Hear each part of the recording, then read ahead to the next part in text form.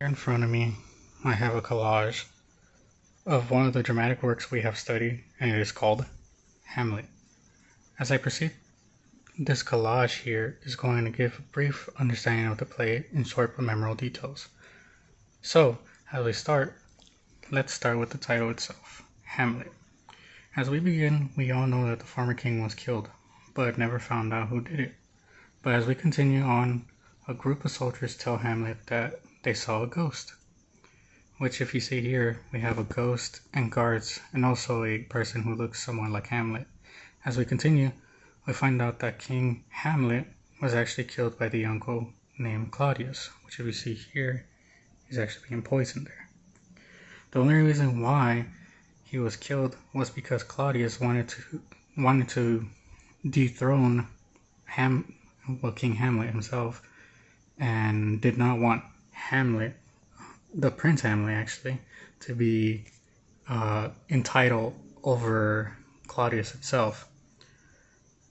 And from here, after that, Hamlet decides to start grieving, and at this point his frustration ends up taking the best of him, and from there he decides to find a way to avenge the death of his father.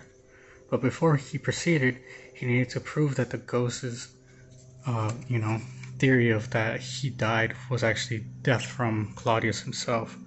But in order to instill that, they decided to actually create a play. What they did from here was that they created a play for the king, which is the uncle now, and the play had an adaptation of putting poison in someone's ear.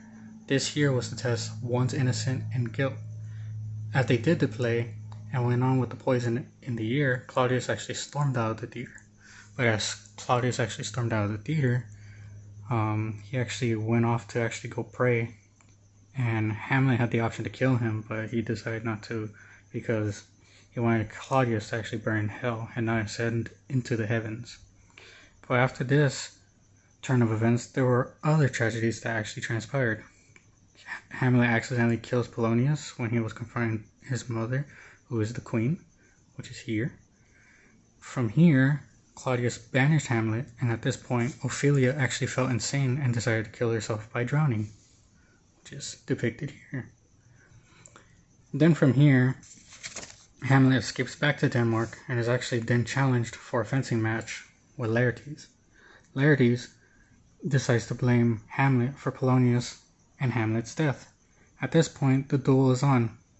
There was a sword that actually was tipped with poison, and that cup was actually placed down near Gertrude, who drinks it and dies, which here you see, and the queen drinks the poison wine that had been intended for her son.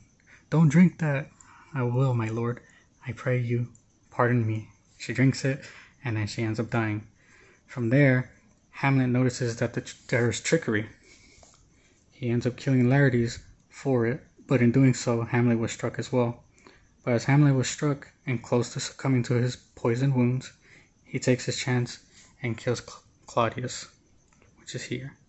At the end, the only person that was actually left standing in this whole entire ordeal was his friend Horatio, who has to explain what happened to the king and why this all happened in the first place. Interesting. But yeah, this is my collage. And hopefully I gave you a quick understanding of the play Hamlet.